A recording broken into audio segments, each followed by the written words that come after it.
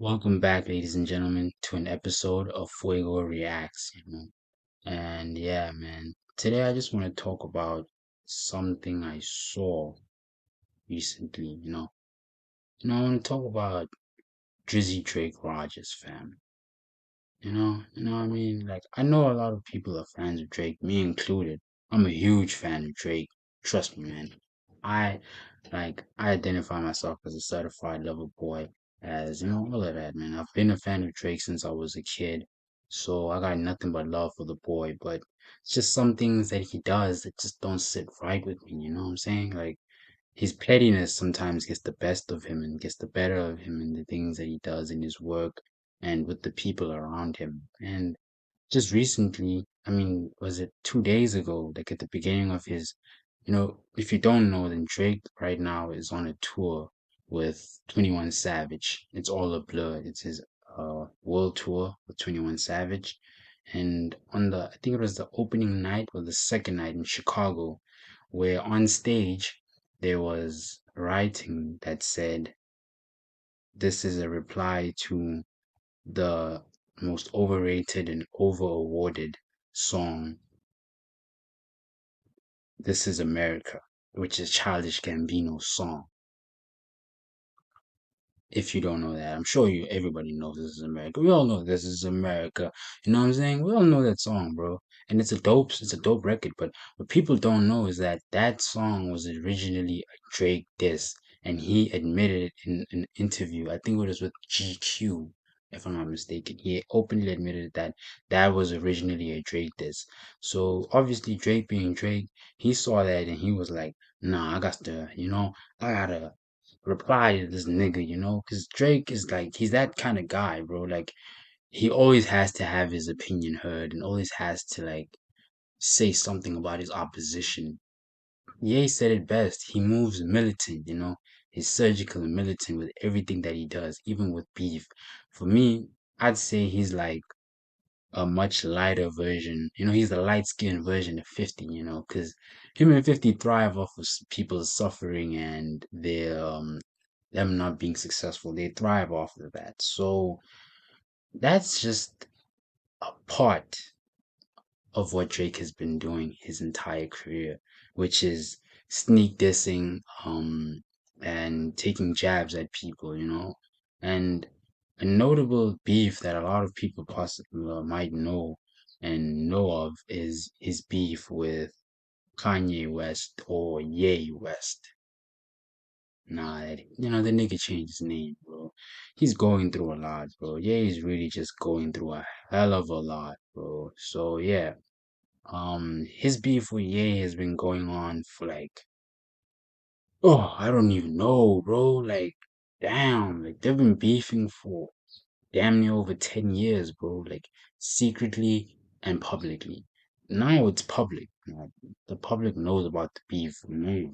But way back then, they was just taking jabs at each other, talking shit about each other, and doing the most to like hurt each other, basically. You know what I'm saying? So it basically all started when apparently, right? I'm saying apparently, so don't come at me saying, "Ah, you lying or you wrong." Apparently, it started all because, and we know, Ye used to date Amber Rose, right? If y'all didn't know, he did for a little while. Though I don't know how long they dated for. I'm not really interested in all those type of things. But him and Amber Rose dated for a while, right? And after him and Amber broke up, like I think it was a couple of weeks later, not too long after their breakup, Drake was seen leaving a hotel with Amber. And I know what you're thinking. That's a dog move, bro. And that's very petty. And I think it's all because all because Ye didn't want to, I think, produce one of his songs or work on one of his songs. I don't know, but yeah, something like that. Ye said it's because, or some people say it's because he didn't want to work on one of his songs, and so that's why he went and hit Amber. So that's allegedly where it started. It officially started in 2018 when it became public after Drake went to Ye's home in Wyoming and he went to go and help Ye work on his album. Ye, I think that was the album name. Yeah, it's that. It's a dope album. I've heard it. I've listened to it. It's a dope album. He helped Ye with a lot of the album. People don't know that. And while he was in Wyoming, he said this on an interview with on that show. I forgot its show with LeBron, where they in the barber shop and shit. Forgot that show's name. And he said that he went to 40 went to Wyoming first, and 40 called him like, man, it's weird down here. So when he went there, he also felt like, no, man, it's some weird shit. So he said that he told Ye about his son, about Adonis. This was before the public knew. This was before it was known that Drake has a son. And so Ye being Ye, he wants to get his lick back on Drake. So he basically goes and he tells Pusha T, right? He goes and he tells Push. So Push, now it's now the beef with Push. Now it's coinciding. It's the Ye and Drake and Push. It's like a triangle, bro. It's a hate triangle, not a love triangle. It's a hate triangle. It's basically interlocked. Basically, because their beef started way back in 2011 on one of Pusha's songs, Don't Fuck With Me, where he allegedly disses Drake, where he sampled Drake's Dreams Money Can Buy, because allegedly Drake dissed him on that song. You know what I'm saying? I'm saying allegedly, because I believe that they were dissing each other, because I know how these rap niggas are soft and sensitive, man. These niggas are soft, bro. But like, yeah, that's besides the point. But yeah, that's where their beef started. And so when Ye told Push about his son, now it's known. So like I remember, so we all know Drake. He opened fire with Duppy Freestyle, which is a fire diss track. I'm not even gonna lie. Drake opened up, huh, bro. That record was. I was like, whoa, whoa, whoa, whoa, whoa. When I heard it, I was like, nah, there's no way these niggas is coming back from this. And then, oh my god, bro. And then Push drops now, which is arguably considered one of the greatest diss tracks of all time, with the story of Addie Don. And oh, that diss, oh, that diss was just cold, ice cold, bro. He came at Drake with everything, bro. I was like, what? I'm sitting there listening to this shit, like, damn, man, this is a huge L, bro. Like, I was like, Drake had to take that L with everything, bro. He take that L to his chest, bro, straight to the chest, man. I even got to drink water for that, bro. So yeah, and then Drake didn't reply, but then you went and said I recorded a reply, and then I was convinced not to drop it. I believe that because apparently, what's his name? Jay Prince told Drake not to drop it because him and Jay Prince and Drake have a very close relationship. A very like it's a father-son relationship. Jay Prince viewed Drake as his son, so he told Drake, "Don't drop that diss track, man.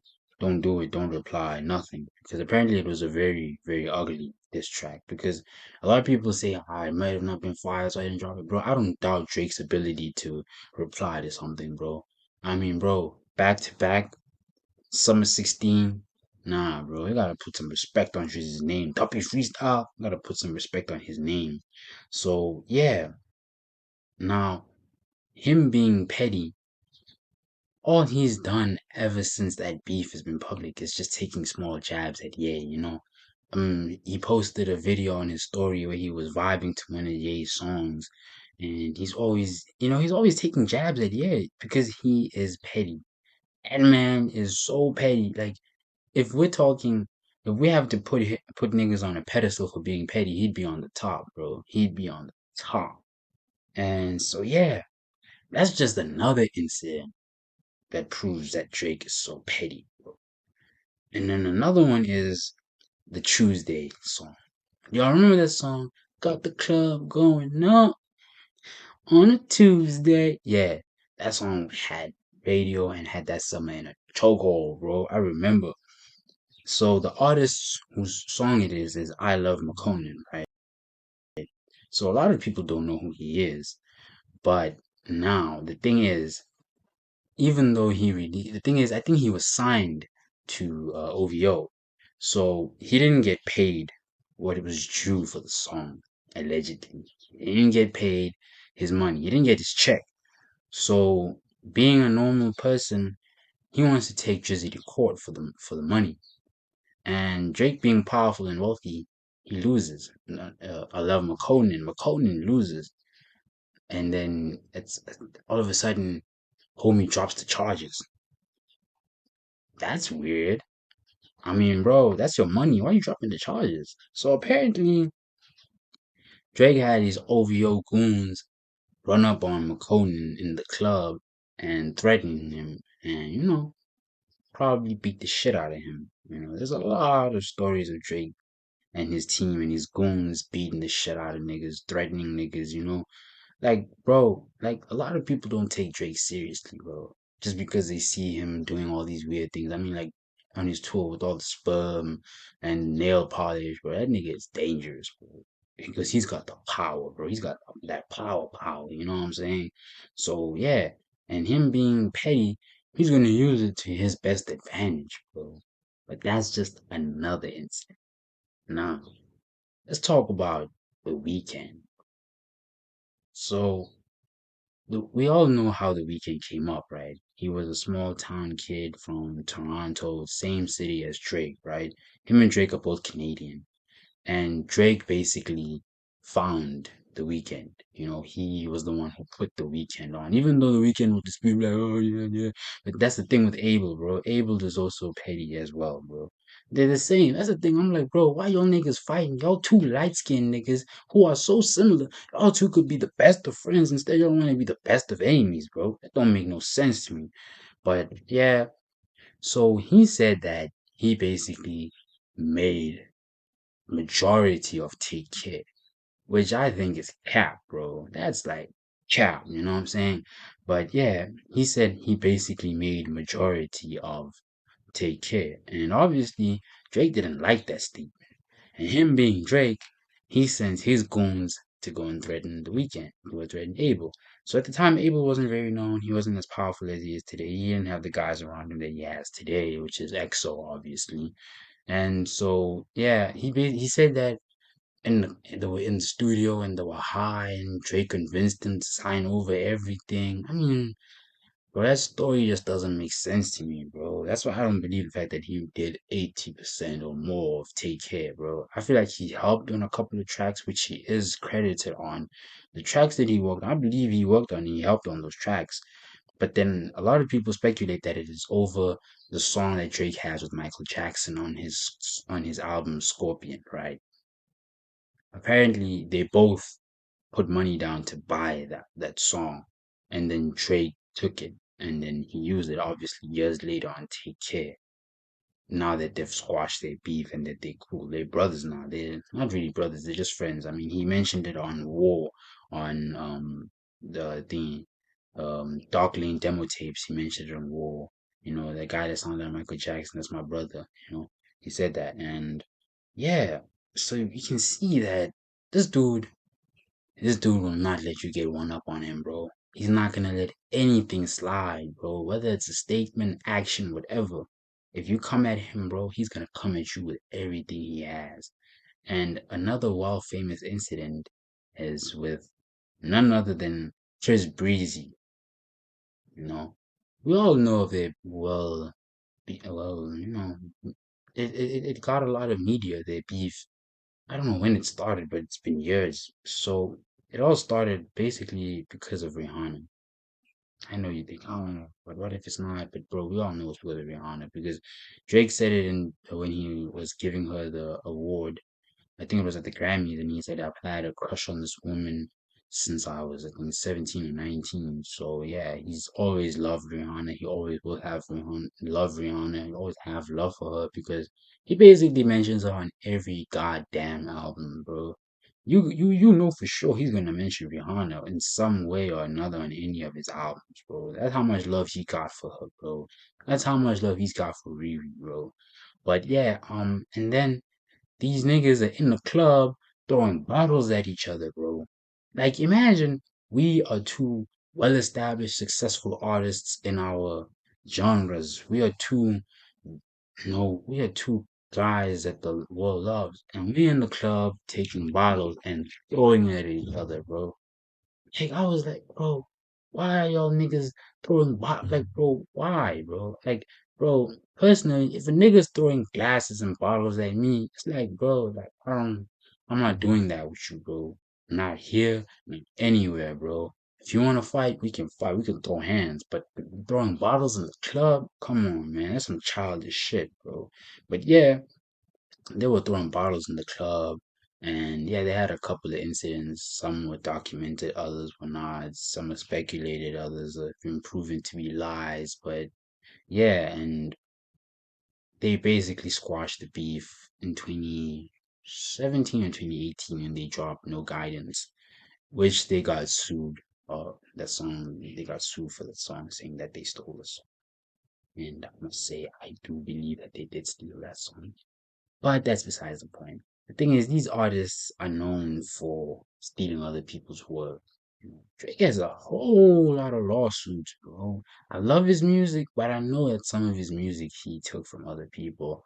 Not just him being inspired by other people, but him taking the work and the majority of it.